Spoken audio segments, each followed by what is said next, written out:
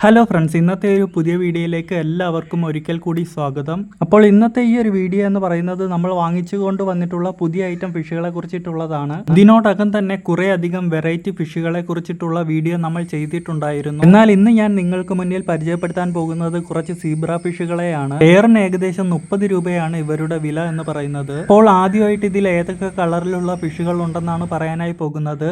Yellow കളറിലുള്ള ഒരു pair zebra ഫിഷുകളുണ്ട്. അതേപോലെ തന്നെ ചാര നിറത്തിലുള്ള ഒരു പെയറിനെ ആയിരുന്നു വാങ്ങിച്ചത്. അതിൽ ഒരെണ്ണം നമ്മുടെ കയ്യിൽ നിന്നും ചത്തുപോയി. പിന്നെ പിങ്ക് നിറത്തിലുള്ള ഒരെണ്ണം മാത്രമായിട്ടായിരുന്നു അക്വേറിയം ഷോപ്പിൽ ഉണ്ടായിരുന്നത്. അതിനെയാണ് ഈ വാങ്ങിച്ചിട്ടുള്ളത്. അതേപോലെ ഗ്രീൻ കളറിലുള്ള ഒരു പെയർ സീബ്ര ഫിഷുകളെ നമ്മൾ വാങ്ങിച്ചിട്ടുണ്ടായിരുന്നു. അതേപോലെ തന്നെ ലീഫ് ഗ്രീൻ എന്ന് പറയുന്ന ഒരു ഐറ്റം കൂടി നമ്മളുടെ കയ്യിലുണ്ട്. ഇത് കൂടാതെ ഒരുപാട് വ്യത്യസ്ത നിറത്തിലുള്ള സീബ്ര ഫിഷുകൾ ഇന്ന് വിപണിയിൽ ലഭ്യമാണ്. അപ്പോൾ ഇനി നമ്മൾ നമ്മളുടെ സീബ്ര ഫിഷുകളെ കുറിച്ച് കുറച്ച് ഡീറ്റെയിൽ ആയിട്ടുള്ള കാര്യങ്ങളാണ് പറയാനായി പോകുന്നത്. പ്രശസ്തമായ ഒരിനം അലങ്കാര മത്സ്യമാണ് സീബ്ര മത്സ്യം അഥവാ വരയൻ ഡാനിയോ. സൈപ്രിനിഫോംസ് എന്ന ക്രമത്തിലെ ഡാനിയോണിഡെ കുടുംബത്തിൽപ്പെടുന്ന ശുദ്ധജലത്തിൽ കാണപ്പെടുന്ന ഒരു തരം റേഫിൻഡ് മത്സ്യമാണ് സീബ്ര ഫിഷ്. ദക്ഷിണേന്ത്യയിൽ നിന്നുള്ള ഇത് ഒരു ജനപ്രിയ അക്വേറിയം മത്സ്യമാണ്. ഇത് പലപ്പോഴും സീബ്ര ഡാനിയോ എന്ന വ്യാപാര നാമത്തിൽ വിൽക്കപ്പെടുന്നു. സീബ്ര ഫിഷിന്റെ പ്രത്യേകത എന്ന് പറയുന്നത് ജനിതക വികസന പഠനങ്ങൾക്കായി ഏറ്റവും കൂടുതൽ ഉപയോഗിക്കുന്ന മാതൃകാ ജീവികളിൽ ഒന്നാണ്. സീബ്ര ഫിഷ് അതിന്റെ അതുല്യമായ പുനരുൽപാദന കഴിവുകൾക്കും ദ്രുത ഭ്രൂണ വികസനത്തിനും പേരുകേട്ടതാണ്. അതേപോലെ തന്നെ സീബ്ര ഫിഷിന്റെ ശാസ്ത്രീയ നാമം ഡാനിയോ റെറിയോ എന്നാണ്. അതിന്റെ വ്യതിരിക്തമായ വരകൾ കാരണം ഇതിനെ സാധാരണമായി സീബ്ര ഡാനിയോ അല്ലെങ്കിൽ സീബ്ര ഫിഷ് എന്നും അറിയപ്പെടുന്നു.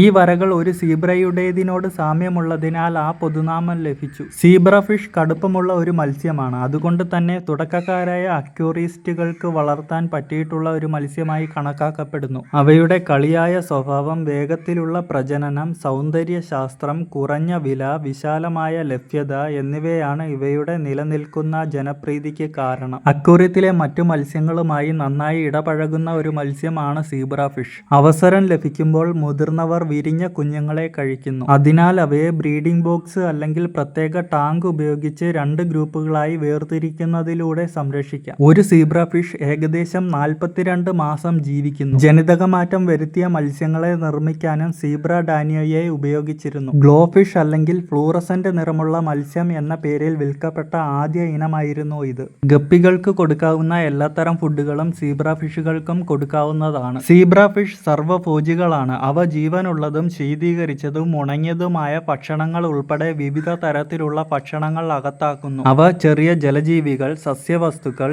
എന്നിവയെല്ലാം ഭക്ഷണമാക്കുന്നു. കൂടാതെ ബ്രൈൻ, ചെമ്മീൻ അല്ലെങ്കിൽ ഡ്യൂബിഫെക്സ് വേമുകൾ പോലെയുള്ള ജീവനുള്ളതോ ശീതീകരിച്ചതോ ആയ ഭക്ഷണങ്ങൾ നൽകാം. സീബ്ര ഫിഷുകൾ എപ്പോഴും കൂട്ടമായി സഞ്ചരിക്കാൻ ഇഷ്ടപ്പെടുന്ന മത്സ്യങ്ങളാണ്. അതുകൊണ്ട് തന്നെ ഇത്തരത്തിലുള്ള മീനുകളെ വാങ്ങിക്കുമ്പോൾ 1-2 ജോഡിയെ വാങ്ങാതെ 10-20 മീനുകളെ ഒരുമിച്ച് വാങ്ങാനായി ശ്രദ്ധിക്കുക. അതുപോലെ തന്നെ സീബ്ര ഫിഷുകളെ ടാങ്കിലും അക്വേറിയങ്ങളിലും ഒക്കെ വളർത്തുമ്പോൾ കുറച്ച് ലൈവ് പ്ലാന്റുകൾ കൂടി സെറ്റ് ചെയ്ത് കൊടുക്കാനായി പ്രത്യേകം ശ്രദ്ധിക്കുക. സീബ്ര ഫിഷുകൾക്ക് വളരാൻ ആവശ്യമായ ടെമ്പറേച്ചർ എന്ന് പറയുന്നത് 22 ഡിഗ്രി സെൽഷ്യസിനും 32 ഡിഗ്രി സെൽഷ്യസിനും ഇടയിലുള്ള താപനിലയാണ്. സീബ്ര ഫിഷുകൾ സാധാരണയായി 2 ഇഞ്ച് മുതൽ 5 സെന്റിമീറ്റർ വരെ വളരും. അവ ചെറുതും വേഗത്തിൽ സഞ്ചരിക്കുന്നതുമായ ശുദ്ധജല മത്സ്യങ്ങളാണ്. പലപ്പോഴും സാവധാനത്തിൽ ഒഴുകുന്ന ജലപാതകളിലാണ് ഇവയെ കാണാനായി സാധിക്കുക. സീബ്ര ഫിഷ് അല്പം ക്ഷാര സ്വഭാവമുള്ള ജലത്തിൽ വളരുന്നു. 7 മുതൽ 8 വരെയുള്ള pH ശ്രേണിയാണ് ഇവയ്ക്ക് അനുയോജ്യമായത്. 7 മുതൽ 7.4 വരെയുള്ള pH ഒപ്റ്റിമലായി കണക്കാക്കപ്പെടുന്നുണ്ടെങ്കിലും ആ പരിധിക്കുള്ളിലെ കൃത്യമായ മൂല്യത്തെക്കാൾ pHന്റെ സ്ഥിരത പ്രധാനമാണ്. അതായത് pHലെ ഏറ്റക്കുറച്ചിലുകൾ സീബ്ര ഫിഷിന്റെ ആരോഗ്യത്തെ പ്രതികൂലമായി ബാധിക്കും, പ്രത്യേകിച്ച് ആദ്യ കാലഘട്ട വളർച്ചയിൽ.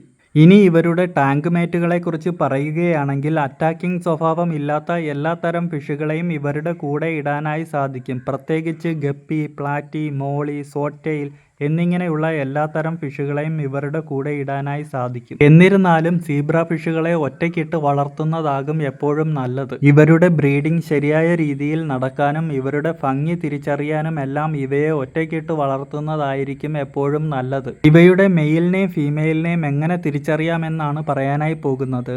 മെയിൽ ഫിഷുകൾക്ക് വണ്ണം പൊതുവെ കുറവായിരിക്കും. എന്നാൽ ഫീമെയിൽ ഫിഷുകൾക്ക് അത്യാവശ്യം നല്ല വണ്ണം ഉണ്ടായിരിക്കും. ഫീമെയിൽ ഫിഷിന്റെ വയറ് കുറച്ച് ഉന്തി നിൽക്കുന്നതായി കാണാനായി സാധിക്കും. ഇങ്ങനെ സീബ്ര ഫിഷുകളുടെ മെയിലിനെയും ഫീമെയിലിനെയും തിരിച്ചറിയാനായി സാധിക്കും. എന്തായാലും നമ്മൾ നമ്മുടെ സീബ്ര ഫിഷുകളെ എല്ലാം തിരിച്ച് അതിന്റെ ടബിലേക്ക് തന്നെ റിലീസ് ചെയ്തിരിക്കുകയാണ്. എന്തായാലും ഇന്നത്തെ ഈ ഒരു കൊച്ചു വീഡിയോ ഇവിടെ വെച്ച് പൂർണ്ണമാവുകയാണ്. അടുത്ത പ്രാവശ്യം നമ്മൾ ഏതെങ്കിലും പുതിയൊരു ഫിഷിന്റെ വീഡിയോ ആയിട്ട് വരുന്നതായിരിക്കും. വീഡിയോ കണ്ട് ഇഷ്ടപ്പെട്ടിട്ടുണ്ടെങ്കിൽ ലൈക്ക് ചെയ്യാൻ മറക്കല്ലേ.